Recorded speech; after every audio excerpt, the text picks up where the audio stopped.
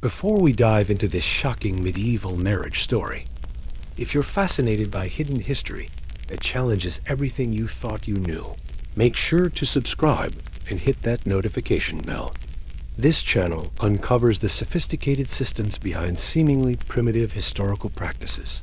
And trust me, you don't want to miss what's coming next.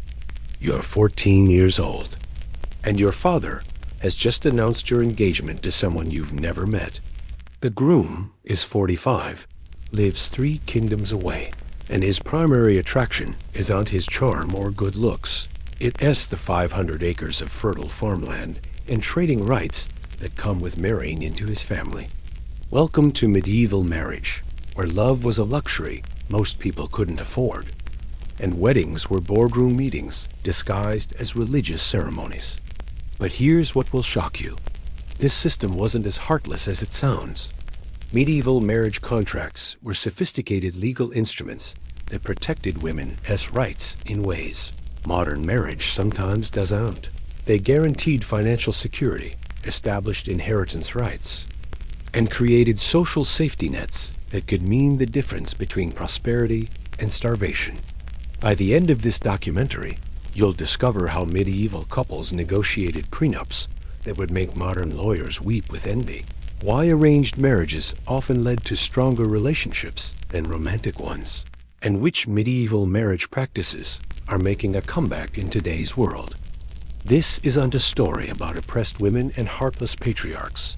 It is the untold history of how medieval Europe created the most complex marriage system in human history, where every wedding was a merger, every dowry was an investment portfolio, and every bride and groom were CEOs negotiating the deal of their lifetimes.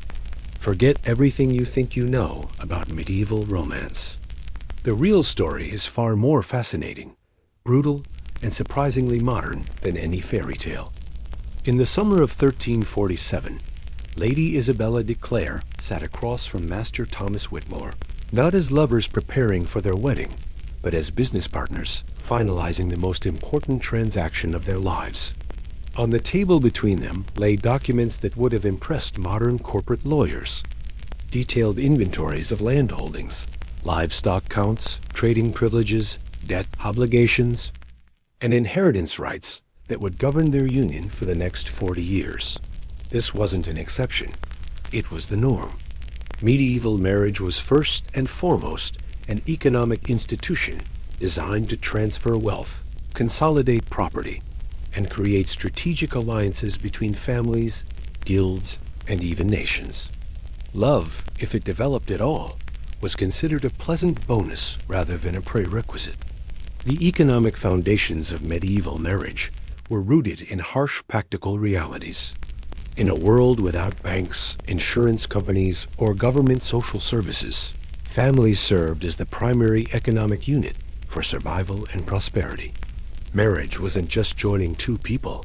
It was merging 2 economic enterprises with all the complexity that modern corporate mergers entail. The dowry system formed the backbone of these economic arrangements. Unlike the popular misconception that dowries were simply payments to get rid of unwanted daughters, they functioned as sophisticated financial instruments that served multiple purposes. The bride's family provided cash, property, or valuable goods that established the new couple's economic foundation, while demonstrating the bride as family, as wealth and social status. But dowries weren't one-way transactions. The groom's family provided a dower, a guaranteed portion of the husband's estate that would support the wife if she became widowed. This created a form of life insurance that protected women's economic security throughout their lives. Some dower agreements guaranteed widows up to 1/3 of their husband's total wealth, providing financial independence that many modern women would envy. The negotiation process for these marriage contracts could take months or even years, involving extended families, legal advisors, and sometimes professional marriage brokers who specialized in matching families with compatible economic interests. These negotiations were conducted with the same intensity and attention to detail that characterizes modern mergers and acquisitions. Property inventories included in marriage contracts reached extraordinary levels of detail. A 1423 marriage agreement from Florence lists not just land holdings and buildings, but specific livestock counts, including the breeding potential of cattle and sheep, stored grain quantities, wine barrel inventories, fabric bolt measurements, and even detailed descriptions of household furnishings, down to individual cooking pots and bed linens. The strategic implications of marriage alliances extended far beyond individual families. Noble marriages could determine the outcomes of wars, reshape national boundaries, and influence international trade relationships. The marriage of Eleanor of Aquitaine to Henry II of England in 1152 brought vast French territories under English control, fundamentally altering European politics for centuries. But these economic calculations weren't limited to nobility.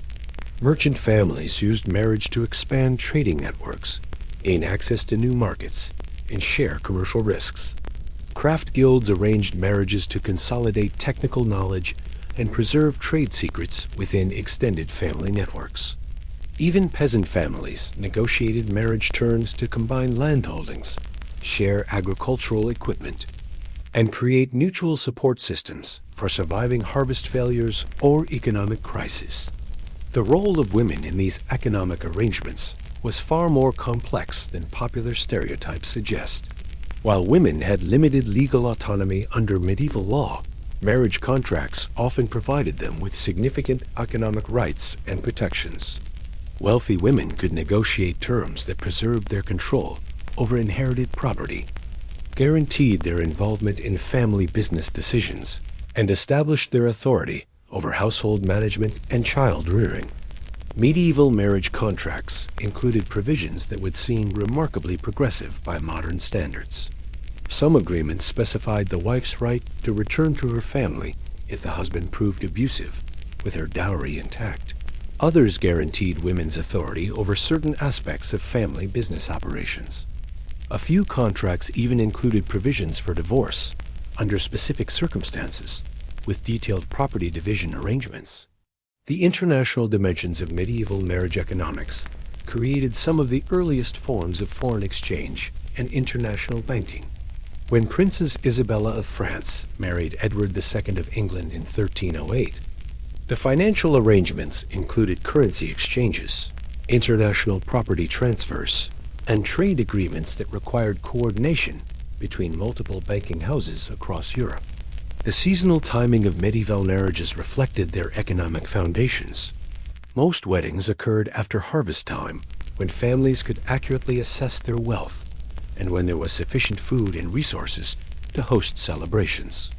Spring weddings, now popular for romantic reasons, were less common in medieval times because they depleted resources needed for planting and early season agricultural work.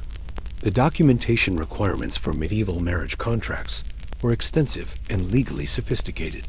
Contracts needed to be witnessed, notarized, and often registered with both church and civil authorities. Copies were maintained by multiple parties to prevent fraud or disputes. Some marriage contracts included detailed enforcement mechanisms specifying penalties for family members who failed to fulfill their financial obligations. The evolution of medieval marriage economics reflected broader economic developments. As banking systems became more sophisticated, marriage contracts began including credit arrangements, loan guarantees, and investment partnerships. The rise of international trade led to marriage agreements that included trading rights, market access privileges, and commercial partnership terms. Understanding the economic foundations of medieval marriage reveals a system that was simultaneously more practical and more protective of women's interests than romantic mythology suggests. While these arrangements prioritized financial security over emotional fulfillment, they created social structures that provided economic stability, legal protection, and social support networks that helped families survive in a dangerous and unpredictable world. The candlelit chamber buzzed with tension as two of Europe's shrewdest negotiators faced off across. A table laden with documents, abacuses, and silver coins arranged in careful stacks. But these weren't kings haggling over territories or merchants arguing over trade routes. They were the parents of 16-year-old Margaret de Montfort and 19-year-old Sir Edmund Plantagenet, hammering out a marriage contract that would make modern prenuptial agreements look like grocery lists. Medieval marriage negotiations were legal battles conducted with the intensity of international diplomacy and the precision of modern corporate law. Every clause was contested, every provision carefully crafted, and every detail could mean the difference between prosperity and poverty for generations of descendants. The process typically began months or years before the actual wedding, initiated by professional marriage brokers who maintained detailed knowledge of eligible matches across multiple kingdoms. These brokers, part genealogist, part financial advisor, part spy, compiled dossiers on potential partners that included family wealth assessments, political connections, health histories, and even personality evaluations based on reports from servants and neighbors. The initial negotiations focused on the fundamental economic terms: dowry amounts, dower provisions, and property transfers. But the complexity went far beyond simple wealth exchange. Medieval marriage contracts addressed inheritance rights, not just for the immediate couple, but for their potential children, grandchildren, and even illegitimate offspring. They specified custody arrangements if parents died, educational responsibilities for heirs, and financial obligations that could extend decades into the future. A surviving contract from 1389 illustrates the extraordinary detail these agreements could contain. The marriage between Lady Joan de Beaufort and Sir Robert Ferrers included provisions specifying that Joan would retain control over her morning prayers routine, apparently a contentious issue, that Robert would provide her with 2 horses of her choosing, that any daughters would receive dowries equal to 1/4 of the family estate, and that if Joan died in childbirth, her personal jewelry would be distributed according to a specific list that named individual pieces and their intended recipients. The negotiation of sexual and reproductive obligations might seem crude by modern standards, but they reflected practical concerns about inheritance and family continuity. Contracts sometimes specified minimum frequencies for marital relations, requirements for the husband to be present during certain seasons to maximize conception chances, and even provisions for what would happen if one spouse proved infertile. These were unromantic considerations, but essential business terms in societies where family lines determined political power and economic survival. Property rights negotiations could become extraordinarily complex when both parties brought significant wealth to the marriage. The 1345 marriage contract between Isabella de Spencer and Richard Fitzalan required a separate 47-page document just to enumerate the land holdings, castles, manor houses, and commercial properties being consolidated. The agreement included detailed maps, boundary descriptions, and provisions for resolving potential territorial disputes between their respective vassals. Medieval women, despite legal limitations, often participated directly in these negotiations through appointed representatives or trusted advisors. Some contracts include provisions clearly reflecting female priorities: guaranteed access to religious instruction, specific requirements for household management authority, protection of personal servants and companions, and sometimes even clauses preserving the right to return to their birth families under certain circumstances. The role of witnesses in medieval marriage negotiations was crucial and complex. Unlike modern contracts, where witnesses simply observed signing, medieval marriage witnesses were expected to memorize key contract terms and serve as living backup copies in case documents were lost or destroyed. Some negotiations required witnesses from multiple social classes: nobles for political terms, clergy for moral obligations, and merchants for commercial arrangements. International marriages required negotiations that resembled modern trade agreements more than romantic arrangements. When Catherine of Aragon was betrothed to Prince Arthur of England in 1497, the negotiations involved currency exchange rates, trade privileges between Spain and England, diplomatic immunity provisions for Catherine's Spanish household staff, and complex arrangements for what would happen if the political alliance between the kingdoms failed. The enforcement mechanisms written into medieval marriage contracts were sophisticated and sometimes ruthless. Families that failed to fulfill their obligations could face property seizure, excommunication, banishment, or even military action. Some contracts included provisions for third-party arbitration by church authorities or royal courts, while others specified elaborate penalty systems with escalating consequences for different types of default. The timing of payments and property transfers was carefully orchestrated to minimize risk for all parties. Dowry payments were often structured in installments, tied to specific milestones: betrothal, wedding ceremony, consummation, first pregnancy, birth of first child, and sometimes annual payments continuing for years. This protected families from total loss if marriages failed early, while ensuring ongoing commitment to the relationship as success. Medieval marriage contracts addressed potential deal breakers with remarkable foresight.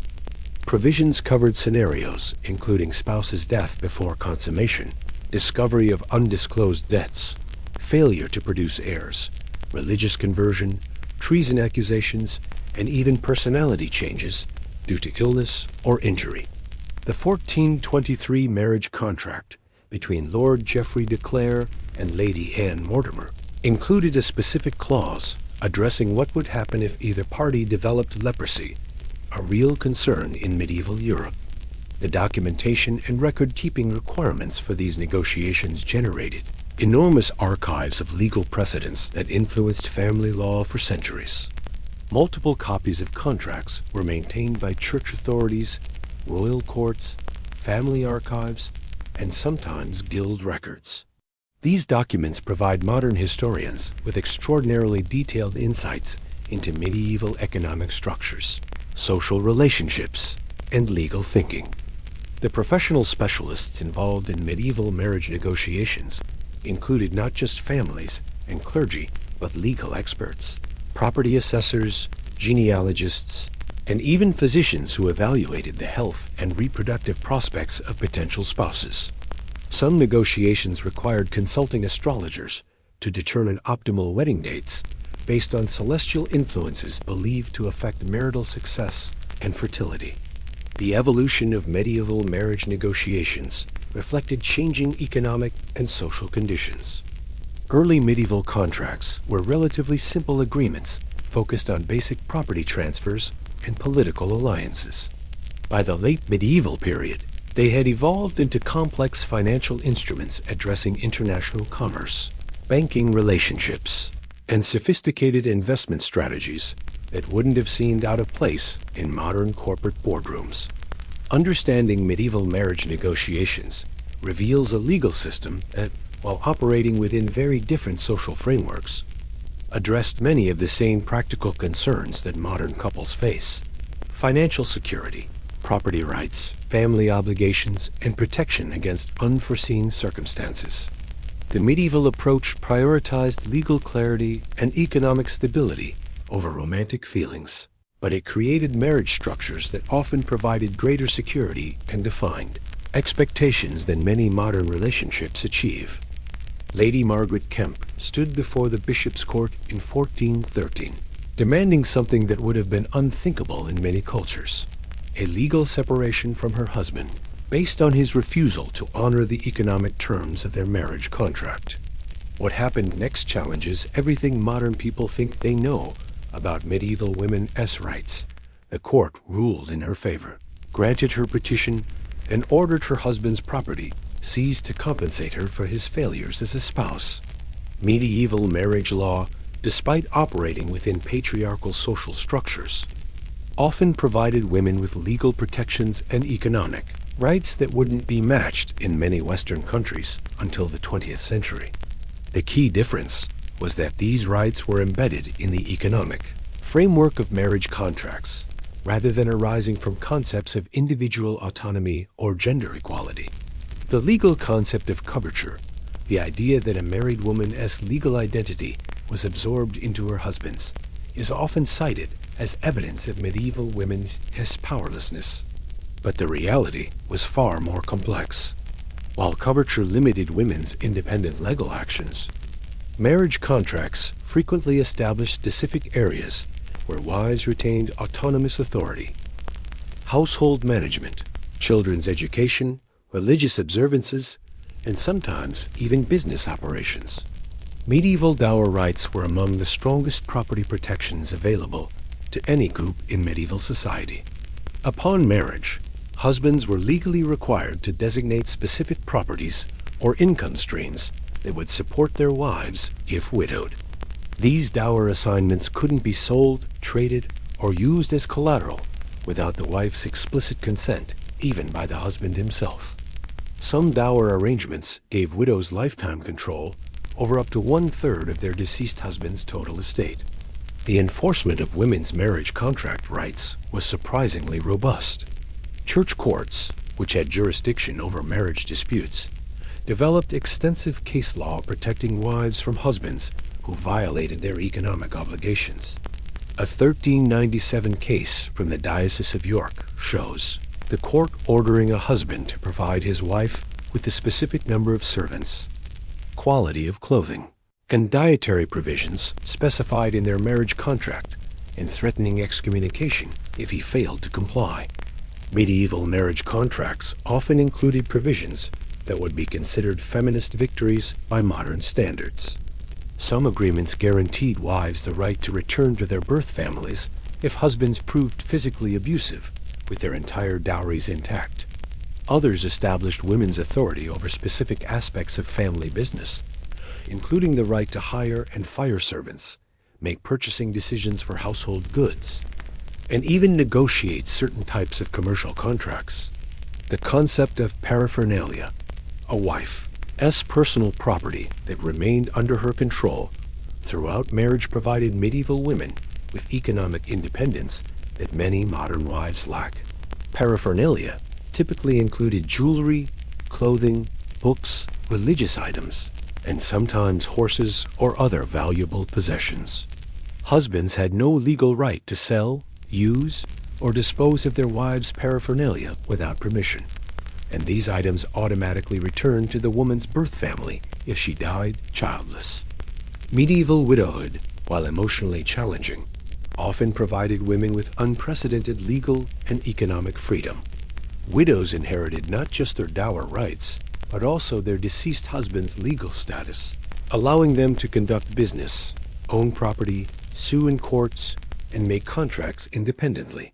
Some medieval widows became among the wealthiest and most powerful people in their communities, controlling vast business enterprises and wielding significant political influence. The legal procedures for enforcing women's marriage rights were well developed and regularly used. Church court records from across medieval Europe document thousands of cases where women successfully sued their husbands for contract violations, non-payment of promised support, or failure to provide agreed-upon living conditions. These were rare exceptions, but routine legal proceedings that demonstrate the practical enforceability of women's contractual rights. Medieval marriage law recognized several grounds for divorce that prioritized women's economic and physical security. Marriages could be dissolved if husbands failed to provide promised financial support, abandoned their wives for extended periods, committed adultery in ways that threatened family property rights, or engaged in business practices that endangered family wealth. While religious restrictions made divorce difficult, legal separation with property division was relatively common. The international dimensions of medieval women's marriage rights created some of the earliest forms of international family law. When noble women married across national boundaries, their marriage contracts often included provisions specifying which kingdom's laws would govern property disputes, inheritance questions, and potential divorce proceedings. These agreements established legal precedents for resolving cross-border family disputes that influenced international law for centuries. Medieval guild systems often provided additional protections for married women through professional associations that operated parallel to marriage law. Guild widows frequently inherited their deceased husband's business licenses, workshop access, and professional privileges. Some guilds required new members to marry widows of deceased craftsmen as a form of social insurance that guaranteed women's economic security while preserving technical knowledge within guild families. The role of women's families in enforcing marriage contract rights was institutionalized in medieval legal systems. A wife's birth family retained legal standing to intervene if her husband violated contract terms, and they had both the right and obligation to provide her with alternative support if marriage arrangements failed. This created extended family networks with legal responsibilities that could span multiple generations. Medieval marriage contracts sometimes included provisions that established women's roles in their husbands' political activities. Noble wives might be granted specific diplomatic duties, authority to negotiate certain types of treaties, or responsibility for managing particular territories during their husbands' absences. These weren't ceremonial roles, but genuine political responsibilities with legal backing and enforcement mechanisms. The education and training provisions in medieval marriage contracts often prioritized women's development in ways that contradicted stereotypes about medieval attitudes toward female learning. Some contracts required husbands to provide their wives with access to religious instruction, literacy training, or specialized skills like accounting or languages. These provisions recognized that educated wives were more valuable business partners and more capable household managers. Medieval pregnancy and childbirth rights were sophisticated legal concepts that protected women during their most vulnerable periods. Marriage contracts often specified additional support requirements during pregnancy, guaranteed access to midwives and medical care, and established provisions for extended recovery periods after childbirth. Some contracts even included specific dietary requirements and activity restrictions, designed to protect maternal and infant health. The legal concept of necessaries, goods, and services that husbands were required to provide regardless of their personal financial circumstances gave medieval wives practical economic power that operated independently of their husband's goodwill. If a husband refused to provide necessaries, wives could purchase them independently, and the vendors could legally collect payment directly from the husband's property, even without his consent. Understanding medieval women's marriage rights reveals a legal system that, while operating within very different social assumptions than modern law, often provided practical protections and economic securities that many contemporary women would find attractive. These rights arose not from philosophical commitments to gender equality, but from practical recognition that family economic stability required protecting all family members' essential interests. The decline of some medieval women as marriage rights occurred not during the medieval period itself, but during the early modern era, when changing legal theories and social structures gradually eroded some of the economic protections that medieval marriage contracts had established. Modern feminist legal scholars increasingly study medieval marriage law as a source of ideas for strengthening contemporary women's economic rights within marriage. Sir Geoffrey de Montfort had never seen his bride before their wedding day, yet their marriage lasted 42 years and produced 8 children who all described their parents as devoted companions.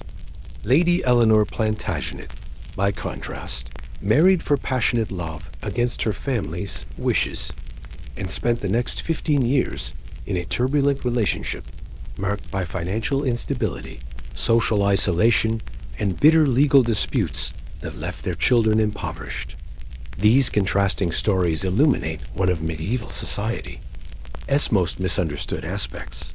The relationship between arranged marriages and romantic love was at the simple opposition that modern people imagine. Medieval Europeans developed sophisticated approaches to managing both practical necessities and emotional fulfillment within marriage structures that prioritized family stability over individual desires. The medieval understanding of love itself differed fundamentally from contemporary romantic ideals. Medieval literature distinguished between several types of love: caritas, spiritual love; amor, passionate desire; and affectio, steady companionship. Marriage was typically built on affectio, a kind of deep affection and mutual respect that could develop between people who shared life as practical challenges and worked together toward common goals. Medieval arranged marriages weren't typically the brutal forced unions that popular culture depicts. Most arrangements involved extensive consultation between families and potential spouses, with either party having veto power over particularly objectionable matches. The goal wasn't to ignore personal preferences, but to find compatible partners whose marriage would serve both individual and family interests while providing foundation for affection to develop naturally. The courtship process in medieval arranged marriages could extend for months or years, providing opportunities for couples to develop genuine affection before marriage. Betrothed couples often exchanged letters, gifts, and visits that allowed them to discover shared interests and build emotional connections. Some medieval letters between betrothed couples revealed deep affection, intellectual compatibility, and genuine excitement about their future together. Medieval marriage manuals and advice literature emphasized the importance of developing love within marriage rather than expecting it to exist beforehand. These texts taught couples techniques for building emotional intimacy, managing disagreements constructively, and maintaining affection throughout the practical challenges of shared life. The medieval approach treated love as a skill to be learned rather than a feeling to be discovered. The success rates of medieval arranged marriages, while impossible to measure statistically, appear to have been quite high based on available evidence. Divorce and separation were relatively rare. Families typically produced multiple children over extended periods, and surviving personal documents often describe long-term marital satisfaction. Many couples who married for practical reasons developed deep emotional bonds that lasted throughout their lives. The role of extended families in supporting arranged marriages created social structures that helped couples navigate challenges and build lasting relationships. Both families had invested interests in marriage success, providing resources, advice, and intervention when problems arose. This support system often proved more effective than relying solely on romantic attraction to sustain relationships through difficult periods. Medieval literature's emphasis on passionate love affairs, courtly romance, tragic lovers, forbidden passions, actually reinforced the practical wisdom of arranged marriage by showing the destructive potential of uncontrolled romantic emotion. Stories like Tristan and Isolde, or Lancelot, and Guinevere were celebrations of romantic love but cautionary tales about the chaos that resulted when passion overruled practical judgment and social responsibility. The economic stability provided by properly arranged marriages often created conditions where love could flourish more easily than in relationships based primarily on attraction.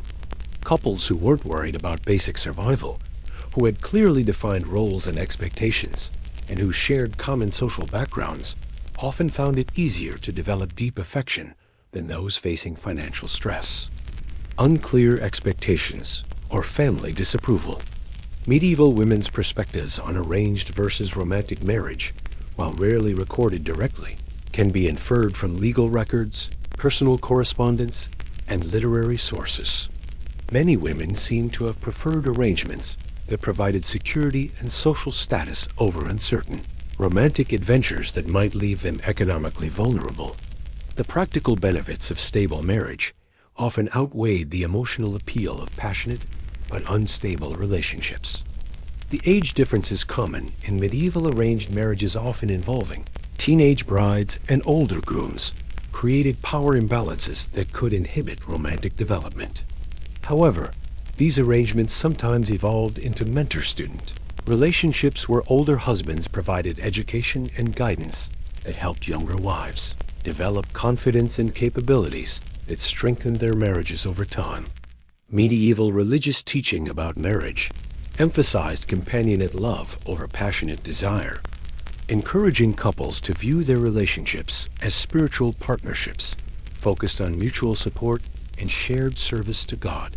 This theological framework provided couples with relationship ideals that emphasized loyalty, patience, and gradual deepening of affection rather than intense romantic feelings that might fade over time.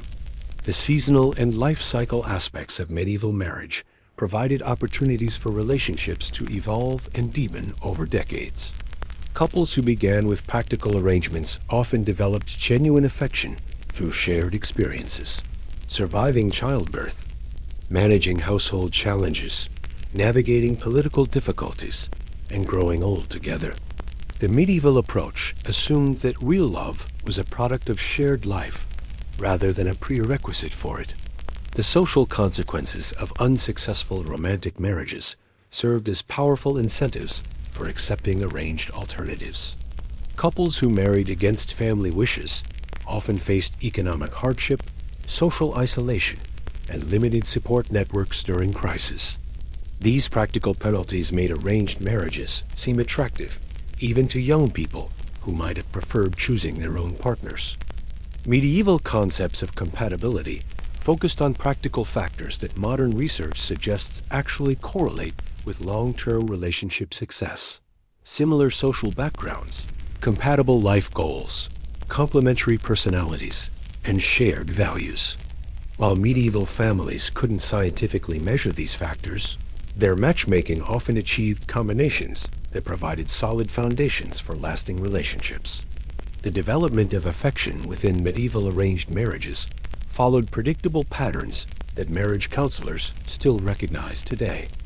Initial politeness and formal courtesy gradually gave way to friendship based on shared experiences. Friendship evolved into deeper affection as couples developed mutual respect and appreciation. Many medieval couples seem to have achieved genuine love that was arguably more stable than modern romance because it was built on solid practical foundations. The international dimensions of noble marriages created unique challenges for developing affection across cultural and linguistic barriers. However, surviving correspondence between spouses from different countries often reveals successful efforts to bridge these gaps through language learning, cultural exchange, and finding common interests that transcended national differences. Medieval divorce and separation cases provide insights into what medieval people considered essential for successful marriage. The most common complaints weren't about lack of romantic love, but about failure to fulfill practical obligations. Inadequate financial support, neglect of household duties, absence from home, or cruel treatment. This suggests that medieval couples prioritized functional partnerships over romantic fulfillment. The evolution of medieval marriage ideals toward greater emphasis on affection and compatibility occurred gradually throughout the period, culminating in late medieval advice literature that encouraged parents to consider their children's preferences more seriously while still maintaining practical arrangements. This development anticipated modern approaches that try to balance practical concerns with emotional compatibility. Understanding the reality of medieval romance reveals a sophisticated approach to marriage that recognized both practical necessities and emotional needs within social structures very different from contemporary society. While medieval approaches to love and marriage differed dramatically from modern romantic ideals, they often achieved lasting relationships that provided both practical security and genuine affection outcomes that many modern couples, despite having complete freedom of choice, struggle to achieve. In the same week of October 1387, 3 very different weddings took place within 10 miles of each other in the English countryside. At Warwick Castle, Lady Catherine de Beauchamp married the Earl of Salisbury in a ceremony involving 2 archbishops, foreign ambassadors, and property transfers worth more than most kingdoms' annual tax revenue. In the nearby market town, Master William the goldsmith wed Mistress Alice the silk merchant in a guild-sponsored celebration that required 6 months of complex business negotiations. And in the village of Little Compton, peasant farmer John Miller married Sarah Cooper in a ceremony that lasted 15 minutes and cost less than a good pig. These three weddings happening simultaneously in the same region illustrate the dramatic class differences that shaped medieval marriage practices. While all three couples lived under the same legal system and religious framework, their actual marriage experiences were so different, they might as well have been living in different centuries. Noble marriages were international affairs that resembled diplomatic summits more than personal celebrations. The 1396 marriage between Richard II of England and Isabella of Valois required 2 years of negotiations involving representatives from England, France, Germany, and the Papal Court. The wedding agreement included military alliance terms, trade privileges, territorial exchanges, and diplomatic immunity provisions for the bride's extensive French household staff who would accompany her to England. The scale of noble wedding celebrations could bankrupt families or even small kingdoms. The 1468 marriage festivities for Charles the Bold of Burgundy and Margaret of York lasted 3 weeks, involved over 3,000 guests, required constructing temporary buildings to house visitors, and featured entertainments that included full-scale naval battles performed on artificial lakes. The cost exceeded the annual income of most European nobles and required special taxes to fund the celebrations. Noble marriage contracts addressed concerns that would have been meaningless to lower classes: succession rights to multiple kingdoms, diplomatic immunity for foreign spouses, authority over international treaties, and responsibility for maintaining family military obligations across different countries. The 1469 marriage contract between Ferdinand of Aragon and Isabella of Castile included provisions for governing jointly that effectively created the unified Spain. The childbearing expectations for noble marriages created unique pressures and protections. Noble wives were expected to produce male heirs, to continue family lines and inheritance rights, leading to marriage contracts that specified minimum numbers of pregnancies, requirements for royal physicians during childbirth, and elaborate provisions for what would happen if wives died in childbirth or proved infertile. Merchant-class marriages represented a middle ground between noble arrangements and peasant practicality, focusing on commercial partnerships that could expand business opportunities and create new market access. Guild marriages often involved entire professional communities, with guild masters serving as marriage brokers, guild regulations governing contract terms, and guild resources providing support for wedding celebrations and early married life. The complexity of merchant marriage contracts reflected the sophisticated commercial relationships of medieval cities. A 1445 marriage agreement between two Venetian merchant families included provisions for sharing trading privileges in Constantinople, joint investment in silk production facilities, access to family banking relationships in Florence, and detailed protocols for resolving disputes that might arise from their expanded commercial partnership. Merchant families often arranged marriages across professional boundaries to diversify business risks and create new opportunities. A silversmith's daughter might marry a wool merchant's son, combining metalworking skills with textile trading networks. These cross-industry marriages required complex negotiations about how different types of business knowledge and commercial relationships would be integrated and managed. The guild system's influence on merchant marriages extended to quality control for marriage partners, with guild membership serving as evidence of professional competence and social respectability. Guild regulations sometimes specified minimum wealth requirements for members' children's marriages, ensuring that guild families maintained appropriate social status and business capabilities. Urban merchant marriages developed unique approaches to balancing business needs with personal preferences. Unlike nobles, who rarely met before their weddings, merchant couples often worked together in family businesses before marriage, allowing them to assess compatibility and develop affection based on shared professional interests and complementary skills. Peasant marriages, while economically crucial for survival, were far simpler in legal structure and celebration. Most peasant couples couldn't afford lengthy negotiations or elaborate contracts, instead relying on community witnesses and simple agreements about land use, livestock sharing, and mutual support obligations. However, these marriages often achieved genuine partnerships based on shared labor and common challenges. The timing of peasant marriages followed agricultural cycles rather than diplomatic or commercial considerations. Most peasant weddings occurred after harvest season, when families could assess their economic situation accurately and when there was sufficient food available for modest celebrations. The practical constraints of agricultural life made extended courtship periods or elaborate ceremonies impractical for most rural couples.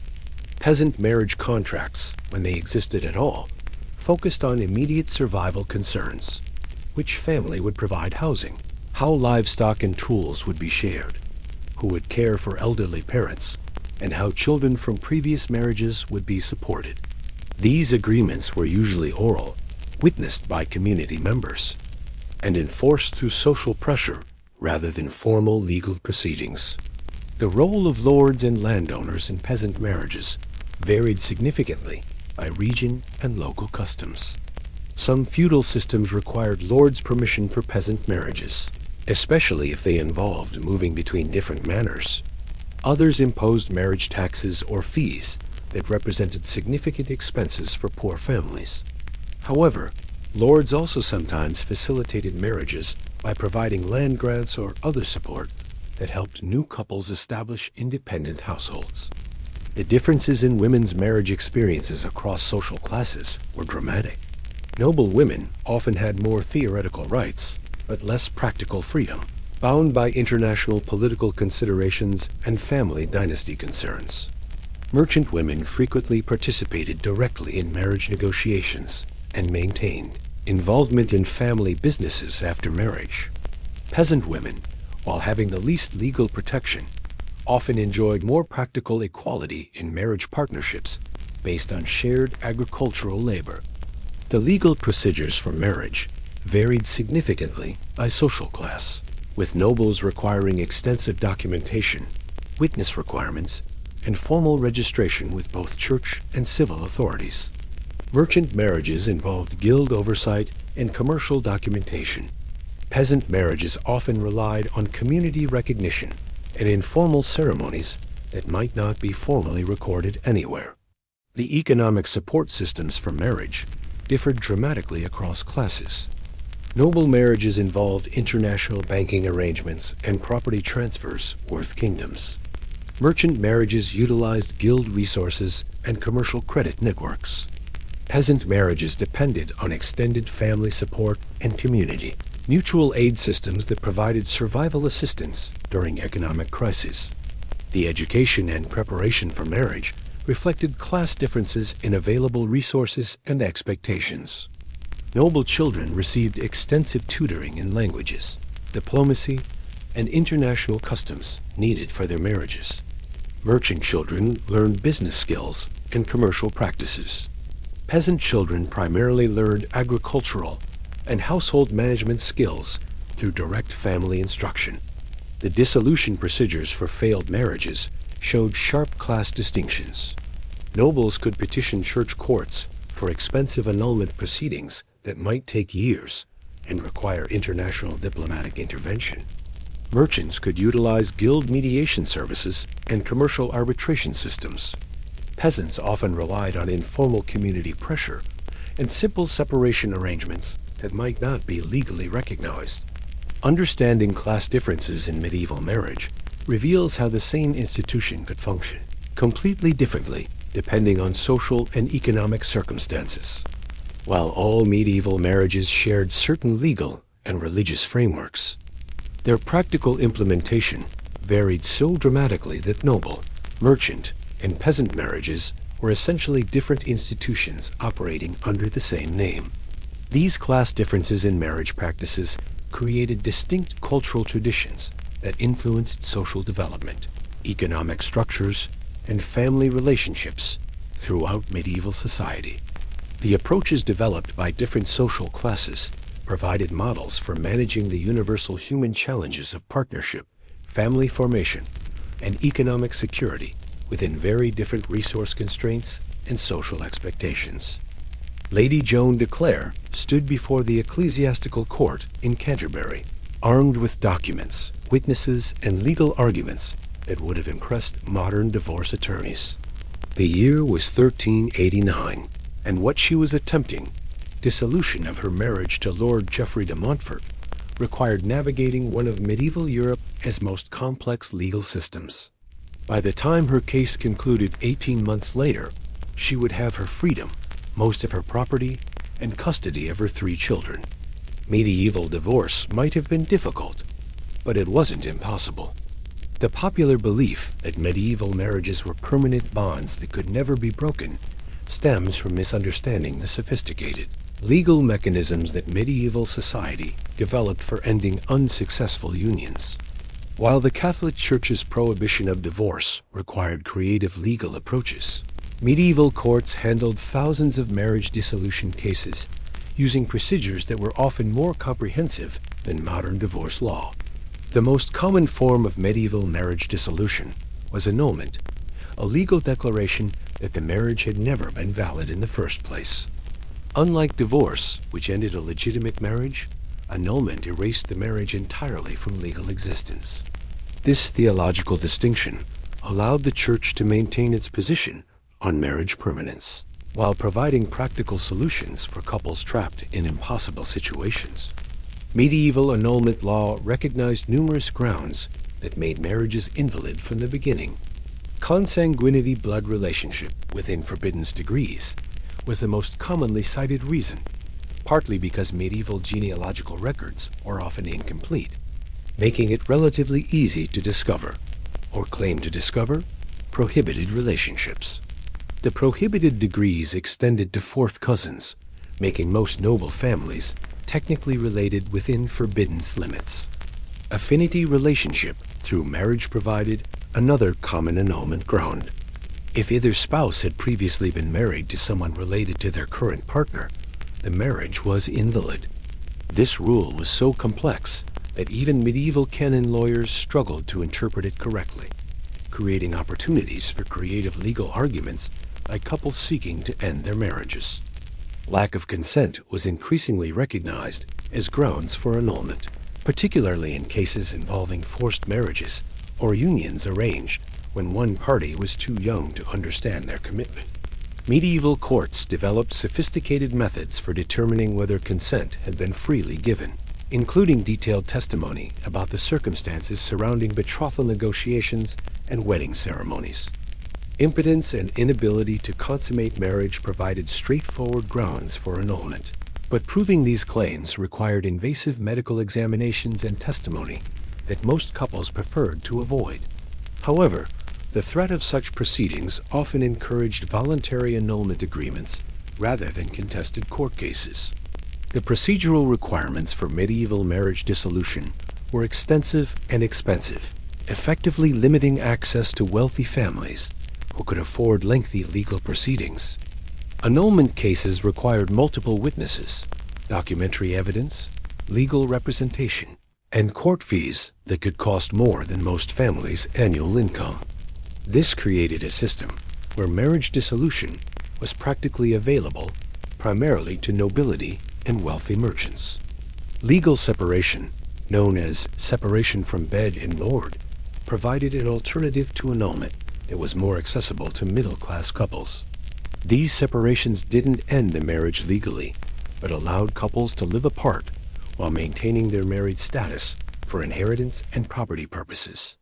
Separated spouses could remarry, but were often freed from most marital obligations and could manage their property independently.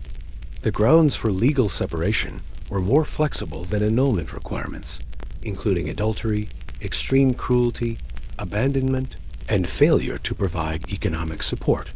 Church courts regularly granted separation orders that included detailed provisions for property division, child custody, and ongoing financial obligations. These arrangements often functioned similarly to modern divorce in their practical effects. Women's access to marriage dissolution remedies was surprisingly robust in medieval law. Church courts showed consistent willingness to grant annulments or separations to women who could demonstrate that their husbands had violated marriage contract terms, failed to provide promised support, or engaged in behavior that endangered their wives' physical safety or economic security. The role of families in supporting marriage dissolution cases was crucial for success. Annulment proceedings required extensive testimony about family genealogies, marriage negotiations, and wedding circumstances. Family members who had participated in marriage arrangements often provided the most compelling evidence for invalidity claims, making family support essential for successful cases. International marriage dissolution cases presented unique challenges when spouses came from different kingdoms with varying legal systems. The 1378 annulment case involving Princess Joan of England and Duke John of Brittany required coordination between English, French, and papal courts, with complex negotiations about which legal system would govern property division and custody arrangements. The economic consequences of medieval marriage dissolution were substantial and carefully regulated.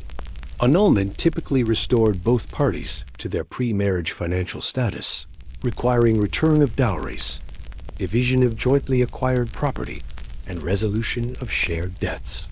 Legal separation maintained most economic relationships while providing for separate maintenance and management of individual assets. Child custody arrangements in medieval marriage dissolution cases followed principles that prioritized children's economic security and social status over parental preferences. Noble children typically remained with fathers who could provide appropriate education and social advancement. Children of merchant families might be divided between parents based on their training needs and business inheritance prospects. The documentation requirements for medieval marriage dissolution generated extensive legal archives that provide detailed insights into marriage practices, family relationships, and social conflicts. Court records include transcripts of witness testimony, copies of marriage contracts, genealogical charts, property inventories, and correspondence between parties that reveal the intimate details of medieval family life. Professional specialization in marriage dissolution. Law created a class of expert canonists who developed sophisticated legal strategies for ending unwanted marriages. These specialists maintained detailed knowledge of successful case precedents, networking relationships with church court officials, and understanding of which arguments were most likely to succeed in different jurisdictions. The appeal procedures for marriage dissolution cases allowed unsuccessful parties to seek review by higher church authorities, sometimes extending cases for years and involving international ecclesiastical politics. The complexity of these appeals required specialized knowledge of canon law, diplomatic relationships, and church hierarchy that only the most expensive legal specialists possessed. The social consequences of medieval marriage dissolution varied dramatically by gender and social class. Men who obtained annulments or separations typically faced few social penalties and could often remarry in the case of annulment or form new relationships without significant stigma. Women faced greater challenges, but successful dissolution could provide them with economic independence and social autonomy that married women rarely enjoyed. The regional variations in medieval marriage dissolution practices reflected differences in local legal traditions, church authority, and social customs. Italian courts were generally more liberal in granting annulments, while Northern European jurisdictions maintained stricter requirements. These differences created opportunities for jurisdiction shopping by couples seeking the most favorable legal environment for their cases. The evolution of medieval marriage dissolution law toward greater accessibility and broader grounds anticipated many principles that would later influence modern divorce law. The recognition of consent issues, economic abuse, and irreconcilable differences as valid reasons for ending marriages established precedents that continue to influence contemporary family law. Understanding medieval marriage dissolution reveals a legal system that, while operating within religious restrictions that prohibited divorce, developed sophisticated mechanisms for ending failed marriages that often provided more comprehensive solutions than many modern divorce proceedings. The medieval approach addressed property rights, child welfare, and social consequences with careful attention to long-term stability and family security. On a cold morning in January 1396, 6-year-old Princess Isabella of France said goodbye to everything she had ever known. She was leaving for England to marry King Richard II, a man 30 years her senior whom she had never met, in a political alliance designed to end a war that had raged for nearly 60 years. Her dowry included not just gold and jewels, but promises of military support, trade agreements, and territorial concessions that would reshape European politics for the next century. This wasn't unusual. It was Tuesday in medieval diplomacy, where royal marriages functioned as the international treaties of their era. Every princess was a potential ambassador, every prince a living contract, and every royal wedding a summit meeting disguised as a religious ceremony. International marriage alliances were perhaps the most complex and consequential form of medieval diplomacy.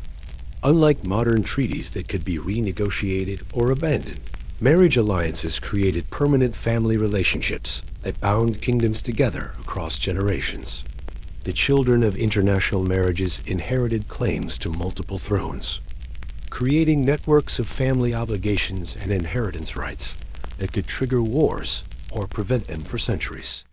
The negotiation process for international royal marriages resembled modern trade, agreements in their complexity and attention to detail. The 1469 marriage treaty between Isabella of Castile and Ferdinand of Aragon required 3 years of negotiations involving representatives from Castile, Aragon, France, and Portugal. The final agreement included provisions for joint rule of their combined kingdoms, military cooperation against Muslim territories, sharing of New World colonial rights, and detailed protocols for resolving disputes between their inherited territories. The economic dimensions of international marriage alliances involved financial arrangements that dwarfed most kingdoms' annual revenues. When Catherine of Aragon married Prince Arthur of England in 1501, her dowry of 200,000 crowns represented approximately 1/3 of England's total annual income. The marriage agreement also included trade privileges that gave Spanish merchants preferential access to English markets and English merchants, reciprocal rights in Spanish territories. The strategic timing of international marriages often reflected immediate military or political crises, requiring urgent alliance formation. The 1420 marriage between Henry V of England and Catherine of Valois was negotiated as part of the Treaty of Troyes, which attempted to end the 100 Years' War by making Henry heir to the French throne. The marriage was designed to legitimize English claims to French territories and create lasting peace between the kingdoms. The language and cultural barriers inherent in international marriages created unique challenges that required sophisticated support systems. Foreign princesses typically brought extensive household staffs from their home countries, creating mini-embassies within their new kingdoms. These households maintained native languages, customs, and religions, sometimes creating diplomatic incidents when local customs conflicted with imported traditions. The religious dimensions of international marriages could become extremely complex when alliances involved kingdoms with different Christian traditions or when political necessities conflicted with religious requirements. The proposed marriage between Queen Elizabeth I of England and Archduke Charles of Austria in 1567 failed partly because of irreconcilable differences between English Protestant and Austrian Catholic religious practices that would have been required in any marriage ceremony. The age disparities common in international political marriages created unique diplomatic challenges when very young children were betrothed to much older rulers for strategic purposes. The betrothal of 3-year-old Mary Queen of Scots to Edward VI of England in 1543 included detailed provisions for her education, living arrangements, and gradual integration into English court life that anticipated a marriage that would unite the Scottish and English crowns. The proxy marriage ceremonies used when political alliances couldn't wait for spouses to meet in person created fascinating diplomatic rituals where representatives stood in for absent partners. The 1396 proxy marriage between Richard II of England and Isabella of France involved an English ambassador literally taking Isabella's place at the altar, while French representatives acted out the wedding ceremony in Richard's absence, creating legal marriage bonds between people who had never been in the same country. The inheritance complications created by international marriages could trigger succession crises that lasted for centuries. The marriage of Eleanor of Aquitaine to Henry II of England in 1152 brought vast French territories under English control, creating the foundation for conflicts between England and France that persisted until the end of the Hundred Years' War. The competing inheritance claims generated by this single marriage influenced European politics for over 300 years. The role of international marriage alliances in preventing or causing wars was central to medieval diplomatic strategy. The 1468 marriage between Charles the Bold of Burgundy and Margaret of York was specifically designed to create an Anglo-Burgundian alliance against France. However, when Charles died without male heirs, the inheritance of Burgundian territories triggered conflicts between France and the Holy Roman Empire that reshaped European power balances. The intelligence-gathering functions of international marriages were considerable, as foreign princesses and their households provided their home kingdoms with detailed information about their new country's military capabilities, economic resources, and political dynamics. Marriage alliances created permanent diplomatic channels that operated independently of formal embassy systems and treaty negotiations. The failure mechanisms for international marriage. Alliances could create diplomatic disasters with long-lasting consequences. The annulment of Henry VIII's marriage to Catherine of Aragon wasn't just a personal decision, but a diplomatic crisis that ended England's alliance with Spain, triggered conflicts with the Papal States, and fundamentally altered the balance of power in European politics for the remainder of the Tudor period. The documentation requirements for international marriage alliances generated some of medieval Europe's most complex legal instruments. The marriage treaty between Philip Augustus of France and Ingeborg of Denmark in 1193 included detailed maps showing territorial boundaries, genealogical charts proving inheritance rights, translation protocols for documents in different languages, and enforcement mechanisms that involved multiple kingdoms' legal systems. The ceremonial aspects of international royal weddings served important diplomatic functions beyond their religious significance.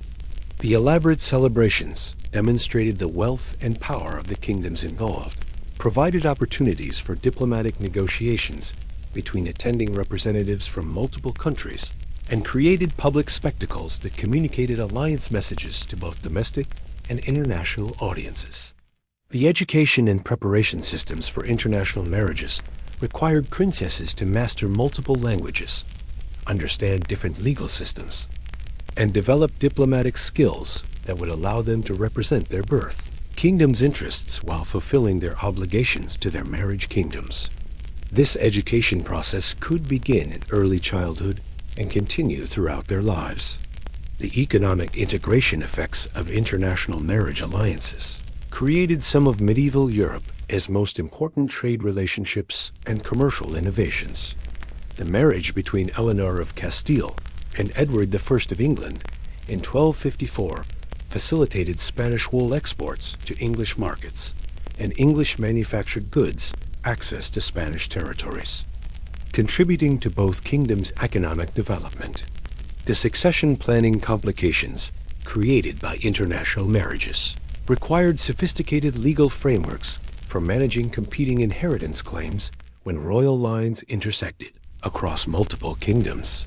The marriage between Joanna of Castile and Philip of Habsburg created inheritance situations that eventually led to the Habsburg control of Spanish territories and the creation of a European empire that lasted for centuries.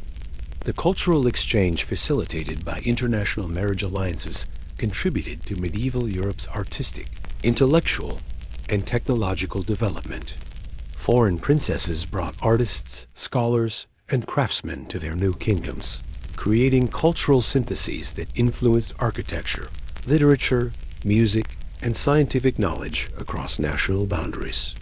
Understanding international marriage alliances reveals how medieval diplomacy operated through personal relationships and family connections rather than abstract national interests.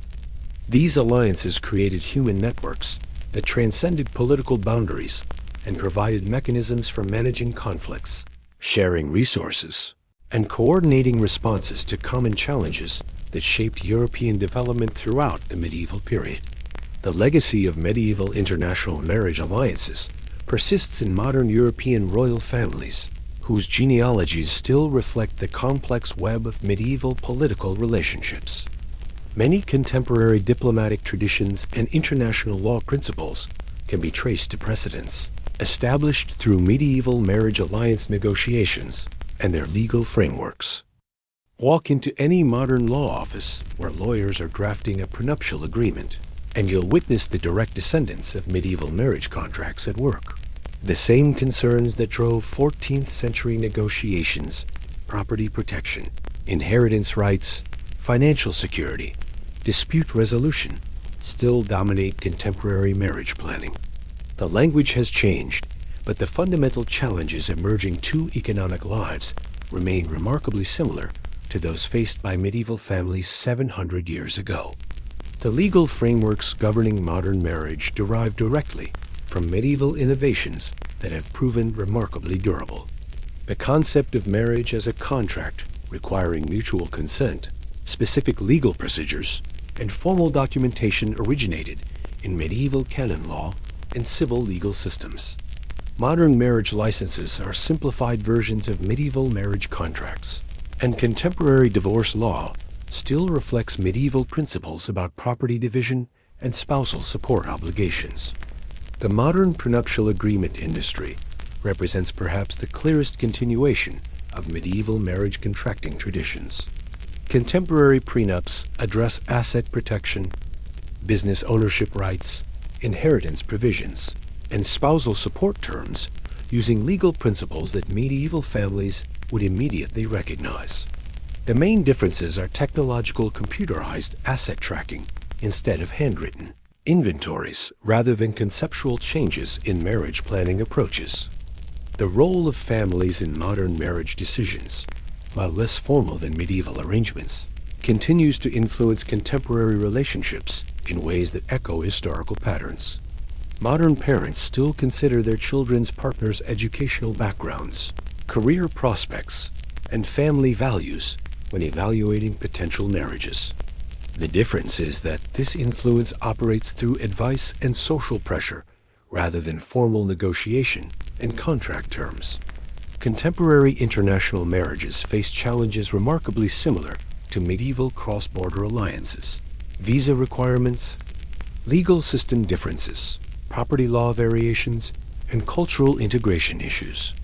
Modern couples navigating international marriages often require legal assistance that addresses the same basic concerns that medieval diplomatic marriages faced, ensuring that marriage benefits and obligations are recognized across different legal jurisdictions. The economics of modern marriage continue to reflect medieval insights about the financial benefits of partnership. Contemporary research confirms that married couples typically accumulate wealth faster than single individuals, achieve greater financial security, and provide more stable economic environments for children, the same practical advantages that drove medieval marriage arrangements. Modern business partnership marriages, while not arranged by families, often develop along lines that medieval merchants would recognize: professionals marrying within their industries, entrepreneurs seeking partners with complementary business skills, and couples combining resources to achieve shared financial goals. The contemporary dual-career marriage represents a sophisticated form of economic partnership that echoes medieval merchant marriage strategies. The evolution of women's rights in marriage law traces directly to principles established in medieval marriage contracts. Modern women's property rights, inheritance protections, and economic autonomy within marriage build on medieval legal precedents that guaranteed wives specific rights and protections that were remarkably progressive for their time. Contemporary divorce law has emphasis on equitable property division, and spousal support obligations derives from medieval legal principles that prioritized long-term economic security for all family members. Modern divorce proceedings still address the same fundamental concerns that medieval marriage dissolution cases handled: asset division, child support, custody arrangements, and protection of each party's long-term economic interests. The modern trend toward delayed marriage and extended courtship periods represents a return to medieval practices where couples often knew each other for years before marrying. While medieval courtship was more formal and supervised, the contemporary emphasis on compatibility assessment and relationship development before marriage echoes historical approaches that prioritized partnership evaluation over immediate romantic attraction. Modern marriage education and counseling industries address challenges that medieval advice literature and family guidance systems handled through different mechanisms. Contemporary books about marriage compatibility, financial planning for couples, and relationship communication skills serve similar functions to medieval instruction about building successful partnerships within arranged marriage systems. The contemporary debate about marriage versus cohabitation reflects tensions between practical partnership benefits and romantic ideals that medieval people would have found familiar. Medieval society has emphasis on formal marriage contracts, provided legal protections and social recognition that many modern cohabiting couples discover they need when relationships face challenges or end. Modern fertility and reproductive technology create new versions of medieval concerns about heir production and family continuity. Contemporary couples using assisted reproductive technologies, surrogate pregnancy arrangements, and genetic screening face decisions about family formation that echo medieval preoccupations with ensuring successful heir production and family line continuation. The role of religion in modern marriage continues to reflect medieval tensions between spiritual ideals and practical necessities.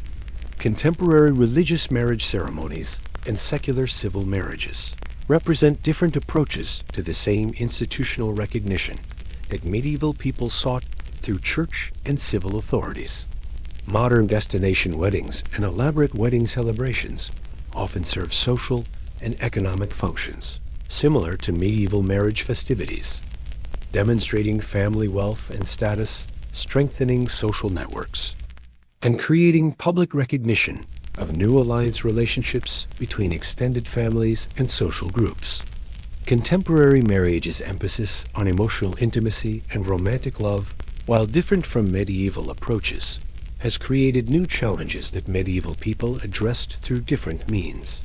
Modern couples seeking lasting relationships often discover that the practical partnership skills that medieval marriages emphasized, shared financial management, complementary roles, family cooperation, remain essential for long-term success.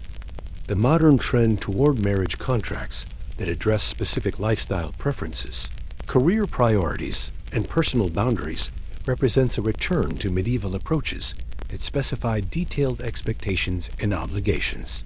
Within marriage relationships, contemporary couples who negotiate agreements about household responsibilities, career priorities, and family planning are using medieval marriage contracting principles adapted to modern circumstances. The persistence of arranged marriage practices in many contemporary cultures provides direct continuity with medieval traditions and offers comparison points for evaluating different approaches to marriage formation. Modern arranged marriages often incorporate romantic compatibility considerations while maintaining family involvement and practical evaluation that medieval systems emphasized. Contemporary academic research confirming the benefits of marriage for health, wealth, and longevity validates medieval practical wisdom about marriage advantages that drove historical marriage promotion. Modern social science has provided scientific explanations for benefits that medieval people observed empirically and incorporated into their marriage systems. The modern wedding industry, emphasis on personalization and unique ceremonies, represents a significant departure from medieval approaches that prioritized social recognition and legal formalization over individual expression. However, the underlying desire to mark marriage beginnings with meaningful rituals and community celebration remains consistent across historical periods. Understanding medieval marriage as influence on contemporary society reveals both continuities and changes that help explain modern relationship challenges and opportunities. While the social contexts have changed dramatically, many fundamental questions about partnership, family formation, and economic cooperation remain consistent throughout human history. The lessons from medieval marriage systems suggest that successful long-term relationships require attention to both practical and emotional dimensions, family and community support systems, clear expectations and obligations, and legal frameworks that protect all parties' essential interests. These insights remain relevant for contemporary couples navigating the challenges of creating lasting partnerships in a rapidly changing world. Modern society's relationship with medieval marriage traditions continues to evolve as contemporary couples rediscover the benefits of formal commitment ceremonies, detailed relationship planning, family involvement in partner selection, and practical approaches to building successful partnerships that prioritize long-term stability alongside immediate emotional satisfaction. As the bells toll midnight in our journey through medieval marriage, we arrive at a profound realization. Everything we thought we knew about love, marriage, and partnership in the Middle Ages was wrong. These weren't desperate business arrangements between heartless families trading daughters like livestock. They were sophisticated systems for creating stable, prosperous partnerships that often achieved both practical success and genuine affection more effectively than many modern marriages. Medieval marriage contracts were primitive documents. They were legal masterpieces that provided women with property rights, economic security, and social protections that wouldn't be matched in many Western countries until the 20th century. Medieval families were coldly calculating. They were carefully planning for their children's long-term happiness and security in ways that modern individualistic approaches often fail to achieve.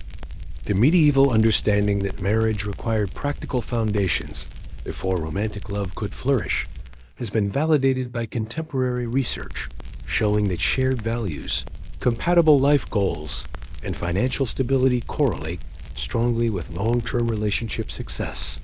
The medieval approach of building love within marriage, rather than expecting it to exist beforehand, may have been more psychologically sound than modern romantic ideals that create unrealistic expectations. The sophistication of medieval marriage law, with its detailed provisions for women's rights, property protection, child welfare, and dispute resolution, demonstrates a legal system that often provided better practical outcomes for families than the supposedly more enlightened approaches that followed. Medieval divorce and annulment procedures, while complex, addressed the same fundamental concerns that modern divorce law struggles with: fair property division, child custody, and long-term economic security. The international marriage alliances that shaped European politics for centuries illustrate the power of marriage as a diplomatic and economic institution. These arrangements created peaceful relationships between nations, facilitated cultural exchange, and established trade networks that contributed to medieval Europe's economic development. The personal costs were real, but so were the benefits for broader society. The class differences in medieval marriage practices reveal how the same institution could serve different social functions while maintaining common principles about partnership, family formation, and economic cooperation, whether involving royal dynasties, merchant guilds, or peasant families. Medieval marriages addressed universal human needs for security, companionship, and family continuity within different resource constraints. The role of women in medieval marriage, while operating within patriarchal legal frameworks, often provided practical authority, economic independence, and social respect that contradict stereotypes about medieval women's powerlessness. Medieval wives frequently managed complex households, participated in family businesses, and wielded considerable influence over family decisions within marriage systems that recognized their essential contributions. The health and longevity benefits of medieval marriage, documented in surviving records, anticipated modern research showing that married people live longer, accumulate more wealth, and enjoy better physical and mental health than single individuals. Medieval society's emphasis on marriage promotion may have been based on accurate observations about marriage benefits that contemporary science has confirmed. The legacy of medieval marriage in modern society extends beyond legal frameworks to include ongoing debates about the balance between individual autonomy and family obligations, the role of practical considerations versus romantic attraction in partner selection, and the benefits of extended family involvement in relationship decisions. Perhaps most importantly, medieval marriage history challenges contemporary assumptions about the inevitability of current approaches to relationships and family formation. The medieval experience demonstrates that successful marriages can be built on many different foundations, and that societies can develop marriage systems that serve both individual and community needs effectively. The medieval combination of practical marriage planning with genuine affection and partnership offers models for contemporary couples seeking to create stable, satisfying relationships.